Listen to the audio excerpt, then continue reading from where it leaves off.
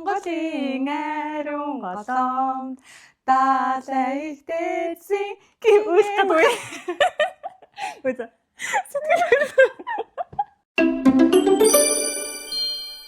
Сайн байцгаана уу? Ice Talks руу байна. Сайн байна Ice Talks гэнэ. Өнөөдрийн битэрийн бичлэг болохоор Монгол улсынхаа иргэний үүднээс Түүх соёлоо түгээх, мэдлэг олгох. тийм Өөртөө бас мэдэж авах. тийм яагаад одоо энэ талаар мэдэх ёстой юм бэ? Одоо энэ шиг Монгол улсын иргэнийхээ хувьд хүлээж байгаа нэг юм хариуцлага байгаа шүү дээ. Монгол улсын газар нутгийн дэвсгэр дээр амьдарч байгаа бол гээд. Тэгээд 2024 оны 11 сарын 26 бол Монгол улсын анх дугаар үндсэн хууль батлагдсан 100 жилээ болж байна. тий. Оо 100 жил. Тэгээд 100 жил нь болохоор ямар урайн доор явж байгаа лээ? Санан тунхаглах ирээдүй гэдэг уриатагаар Агуулгатай явж байгаа. тийм. Та ер нь хуулаа уншдаггүй. Одоо бит хоёр бол яг үндэ нэг амар мэддэггүй те. Надад бол нэг жоохон 10 жилд үзсэн ч юм уу эсвэл киноноос үзсэн хуулийн тухай мэдлэг тэгээд түүхийн талаар мэдлэггүй жоохон байдаг. Надад болохоор юу хуулийн тухай нэг мэдлэг байхгүй, кино минь бол бүр юу ч үзэж байгаагүй. Түүх хичээлд ер нь бол ямар азар тэгээд ажиггүй гарцсан. Тухайн үедээ л хичээлээ сайн ойлгоол тэгэл багштай асуугтчаа шалгалтаа өгчөөл тэгэл тэр чигт ингээ харчаад тайцсан. Тэгээ ер нь тэр үедээ түүх яг яагаад чухал юм, ер нь яг иймэр хүмүүд яагаад мэдчих авах хэрэгтэй юм гэж өртөөсөө бодохгүй л сураад идэг байсан байна одоо бодоход. Тэгээ уусаа тийм үг гэдэг чинь нөгөө нэг түүхээ мэдхгүй хүн ойд төрсэн сарчин лугаа адил гэдэг. Өнөөдрийн бит хоёрын ярих агуулга болохоор 1924 оны 11 сарын 26-нд яг юу болсон юм? За тухайн үед юу болсон юм? Хаант засаглалаас халагдаад тэгээд анх удаа бүгд найрамдах Монгол ард улс гэдэг нэрийг авсан. Тэгээд тэр үедээ үндсэн хуулиа баталж байгаа ингээ анх дугаар үндсэн хууль. За бит хоёрын өнөөдрийн бичлэг бол амар сүртэй тийм дипломатчлэг бол биш. Бит хоёр өөрсдөө бас суралцсан талаасаа таад ярьж байгаа. Тийм тэгэхээр амар таад бит хоёроос ингээл амар лаг юм дипломат яриаг хүсэж өрдөөсө хэрэг байхгүй. Бит хоёр өө тийм үү юм уу гэд хоорондоо бас мэдээлэл солилцож байгаа. Тийм. Тэгээд ер нь бол би болохоор өнөөдөр л сая л нэг хальт уншсан. Тийм болохоор ингээд толгонд тэр ингээд гүйцэд ингээд ороогүй. Ахи болохоор ер нь нэг юм суур байгаа. Гэтэ юм нэг шалтар булдар энэ тэндээс ингээд цуглуулсан мэдээлэлүүд бол байгаа. Тийм. Ийм бодлын гүнд. Тэгээд тийм болохоор чи яг ингээд надад болон эднэрт ингээд ярьж өгөөд би ингээд тийм үү. Хоёлаа сая гэхдээ ингэж ярихад би нэг яриадсан шүү дээ. Ингээд одоо тэгсэн шүү дээ. Яагаад нүү анхны долоон болог одоо ингэсэн чинь би түрүү юу ярьсан үү те жоохон сандраад нөө. Тэг чи асуусан болохоор би хариулсан юм байна л та түрүү. Тийм. За тэгээд би ингээ асуугаа яваад. За үндсэн хууль заяа. Монгол улсад яг ямар өөрчлөлт авчирсан юм? Хаант засаглалыг халсан байгаа. Энэ үед болохоор ард иргэдэн төрийн одоо үйл ажиллагаанд оролцдог болсон сонгогдох эрх гэдэг юм одоо тэр үед бий болсон гэсэн үг байхгүй юу? Анх удаа юу? Тэг анх удаага бий болсон. Тэгснээс ч өмнө нь болохоор одоо хааны удам хаан засал гэдэг чинь угаасаа ойлгомжтой шүү дээ. Идэл кинон дээр ч гэсэн үздэг. Хааны удам бол яг удмаараа ингээд явдаг. Одоо болохоор ард иргэд өөрсдөө сонгогдоод өөрсдөө ингээд төрийнхөө эрхийг барьдаг. Одоо оролцдог. Тийм болсон гэсэн. Дээр нь бас хин гарахыг өөртөө шийддэг. Тийм хинээр захируулах, хинээр удирдуулахаа өөртөө шийддэг болсон гэсэн үг. Ард түмэн хамгийн хүчтэй болсон байна шүү дээ. Үндсэн хуулийн ачаар. Тэгээ хүүсийн тэгш байдал гэдэг дээр бас эмэгтэйчүүд төрийн үйл ажиллагаанд бас оролцдог болсон. Гэтэ яг тухайн үед бол нөгөө нэг маш багаар тийм маш бага хэмжээгээр оролцож бүрд огт оролцдоггүй бол биш эмэгтэйчүүд зоригтойгоор үгээ хэлж чаддаг болсон. Үндсэн хуулийн ачаар. Тэгээ нөгөө сонгуульд ард иргэдээс хүн төлөөлж одоо улсын хурал төр засгийн удирдлагад орох хэрэгтэй болсон тий. Гэтэ улсын хурал гэдэг чинь болохоор бүр 40 онд гарсан. За одоо болохоор Монгол улсын хуралд чинь бүр олон эмэгтэй гişүүд байгаа шүү тий. Энэ жил чинь бол хамгийн өндөр хувьтай эмэгтэй тийм гэсэн ш нэрээ. Энэ бас үндсэн хуулийн ач гавья юм байна. Тийм. За өөр. За бит хоёрын олсон мэдээлэлээр ингээ уншаад өгье тайдад. Анх яаж явж байгаад одоо монголчууд ингээ үндсэн хууль муулаа гэж мэдэхгүй байгаа шүү дээ тий. Тэр үед анх яаж явж байгаад хуулийг мэдсэн бэ? За хэдүүлээ яагаад хуультай болох юм ёстой юм бэ гэдгийг мэдсэн бэ гэхлээр анх үндсэн хуулийг боловсруулах хугацаанд болохоор Америк, Англи, Бельги, Норвеги, Орос, Швед, Япон улсуудын үндсэн хуулийг орчуулж судалж исэн. Ерөнхийдөө тэднээс санаа аваа. За энэ том гүрнүүд яад юм бэ, нийт юм бэ гэж орчуулж исэн гэсэн үг. За тэгээд улсын анх дугаар үндсэн хууль нь болохоор Монголын жинхэнэ ардын эрх чөлөөг элтгэн тунхагласан. Ер нь аюух ард иргэд төвтэй болсон байгаа үндсэн хуулийг ялчаад чөлөө гэдэг дуугаа хэлэх гэх. Улсын дээд эрхийг барих газрын тухай.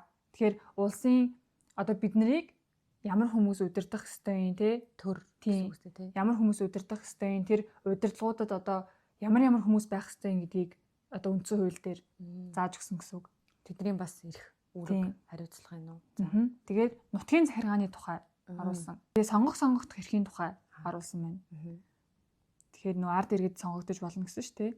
За улсын орлого зарлагын эрхийн тухай гэж байна. Одоогийнхоор бол эдийн засаг ямар байх уу гэдэг талаар оруулж өгсөн байна. Улсын тамга, сүлд тэмдэг, туг далбай гурвын тухай гэсэн 6 булаг 50 зүйлээс анх бүрдчихсэн юм байна л та. За. Тэгээ одоо болохоор 6 бүлэг 70 зүйлтэй. Нийт хэдэн удаа шинжлэгдэж байгаа гэлээ? 1940, 60, 1992 онд ингээд 4 удаа нийт шинжлэгдэжсэн санагдаж байна. Одоо хэдүүлээ 92 оны хуулийг хэдүүлээ нэмэлт өөрчлөлт оруулаад мөрдөөд явж байгаа. Ашиглаад гинэ. Мөрдөөд явж байгаа байхгүй юу? Монгол улсын үндсэн хуулинд хин өөрчлөлт оруулах эрхтэй байдیں۔ Яаж өөрчлөлт оруулах юм? Ерөнхийлөгч их улсын хурлын гишүүн ер нь өөрчлөлт оруулж болно. Тэгэхээр тэрий чинь нөгөө нэг зөвхөн одоо нэг гишүүн ингээд хууль гаргаад тэрийг шууд ингээд баталчихгүй. За хуулиа гаргалаа, улсын хурлд нь тэгээд 3-ны 2-оос доошгүй саналж илүү одоо нийт гишүүдийн 3-ны 2-оос доошгүй санал авах юм бол тэр хуулийг батална. Ерөнхий 3-ны 2 заяа.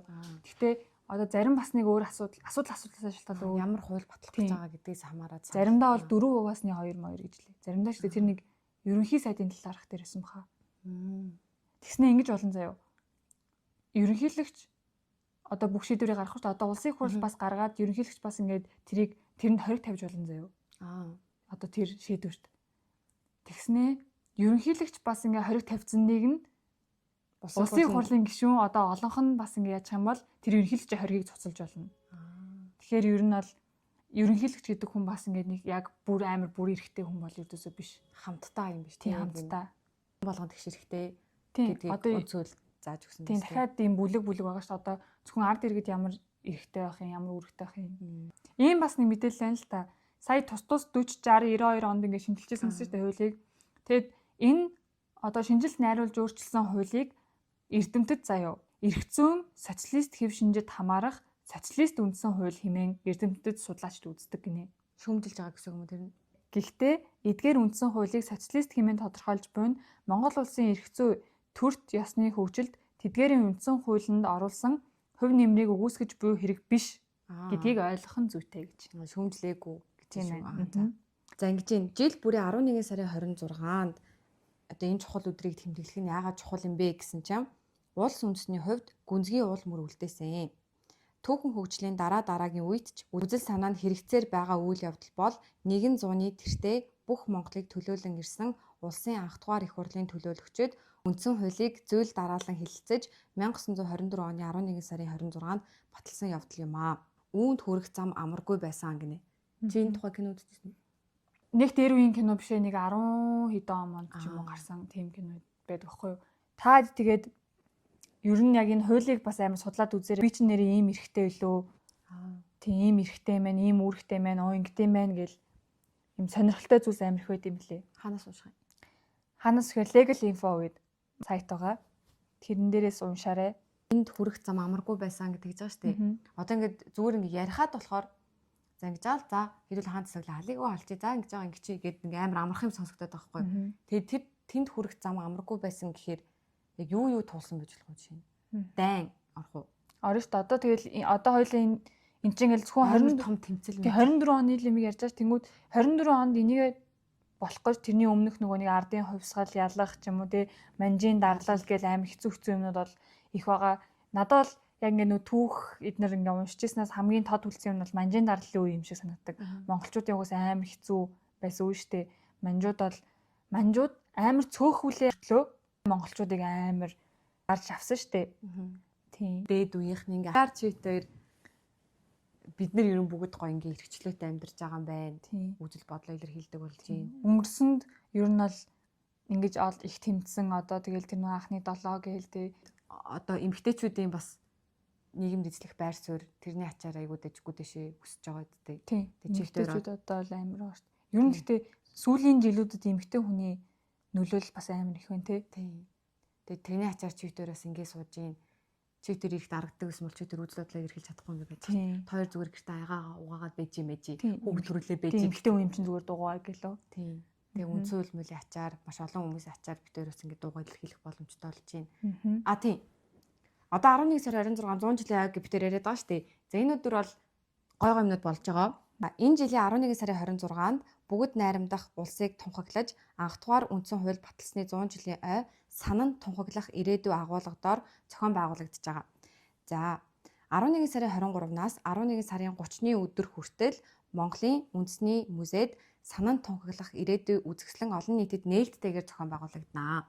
Тэр хүссэн хүмүүс нь цаг заваараа ер нь нэг ажил болгоод очичвол зүгээр гэж бодож байна. Хоёрын өнөөдрийн бичлэг бас ингэ жоохон шалдар булдар ярьсан байж магадгүй. Тэгэхээр илүү гоё дэлгэрэнгүй яг ямар хүмүүс яаж оролцсон, яг юу юм, ямар хуйлууд байсан тэр гоё түүхээ очоод нүдэрээ харах нь ш тэ. Тийм байна. Тийм тэгээд нэг юм миний ингээд амар ер нь гэртээ ч гэсэн мафт амар ярьдаг юм баггүй. Мартин 88 шиг ингээд амар том тэмдэглэж явах хэвээр ууг нь баяр ахгүй юу? Зүгээр Мартин 8 цэргийн баяр дээр амар тэмдэглэдэг байж тусгаар тогтнолынхаа баярыг яг үнэд тоодгүй. 11 найзууд өдөр Пеперо гэл ингээд амар бэлгэлдэн хүртэл яг ийм том баярын амар тоодгүй газ. Тэр яг гэсэн насных баха бас. Аавтайгаа ярьдаг гэж байгаа шүү дээ. Би болохоор ингээд нэг ах эгчтэй гэж юм уу? Надад ингээд ердөөс тийм юм байгаагүй заяа. Тийм болохоор бас аав ээж одоо нэг гэрийн яг нэг юм томчууд хүүхдүүдтэйгээ бас тэр тухай ярьж ах ёстой юм байна гэж бодлоо. Яг хүүхд чинь одоо түүх сонирхох те одоо ер нь иймэрхүү сонирхох үндэс суурийг нь аав ээж нь бас ингээд тавьж өгдөг. Тэгээ би тийм болохоор би бас ингээд бодлоо. Тийм болохоор би ердөөс энэ талаар ингээд сонирхдаггүй юм байсан болов гэд. Тэсээ би ингээд аавтаа ярьдаг байхгүй гэх нь гэд. Одоо чинь миний хажууд ингээд мэдээдтэй үздээл ингээд хүн байдаг ах эгч нар байдаг штэ. Аав ээж ах эгч эмээ өвөө ч юм уу. Тийм байгааг болохоор би ингээд ердөөсөө тэрнээс амар хол. Тэгээ одоо л нэг дөнгөж ингээд танилцаад юу вэ ийм болоод байгаа юм уу ийм юм уу гэд. Тэгээд яг ингээд стресс гингүүд бас яг ингээд амар мэдлэггүй. Яг нэг стресс хэмжээний мэдлэггүй. Тийм яг ямар ч ингээ хүмүүс ингээд стресстэй идэх хүмүүс ингээ баярлаад идэг. Тэг ингээд яг сонирхож эхэлж байгаа байхгүй. Тэгсэн чинь ер нь аав ээж нар хүүхдтэй нэрийн талаараа гоё ярилцчихвэл гоё юм байна. Гэтэ хоёулаа ч бас хань болдог хүмүүс шүү дээ. Тэгэхээр та бас ингээ гоё шин мэддэггүй хүүхдүүд нь бас гоё шин мэдээлэл сая авсан байх гэж найдаж байна те. Тэг гоё түүх яг түүх дугаасаа би бас дургүй байсан. Түүхийн хичээл ер нь бол. Тэг яг иймэрхүү байдлаар бас ингээд яг чухал хэсгүүдээ түүхийн чухал хэсгүүдээ бол мэдчих ах ер нь зүгээр. Бүр бэгүй биш юм аа гэхэд те. Одоо над шиг нэг орон гарантаас чамаагүй мэддэг байхад. Надад бол бүр орон гарын ч юм алга. Тэгсэн чи одоо мэддэг болчихлоо шүү. Бас яг амар мэддэг тааш ер нь жоохон суур ингээд тавигдчихлаа. Мэдчих хэвээр юм байна. Тийм. За баяртай. Тэгээд музей үзээрээ 11 сая 26-аа гоё тэмдэглэж өнгөрөн шүү. Дархан манай тусгаруулас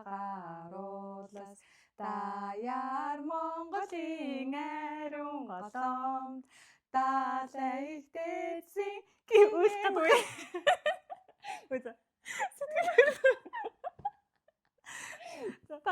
далай гэдэг шиг. За 5 6 сугаалаа. далай ихтэй. Оронгоос уушлаа.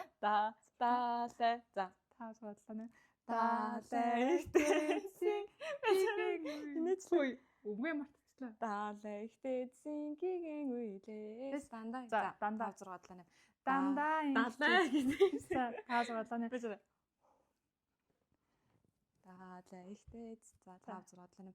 Далай ихтэйсэн гиген үйлээс дандаа ихчиж үрд мөгчнөө. Мөн гэл. Ойлоо гоолоо салгасан сая.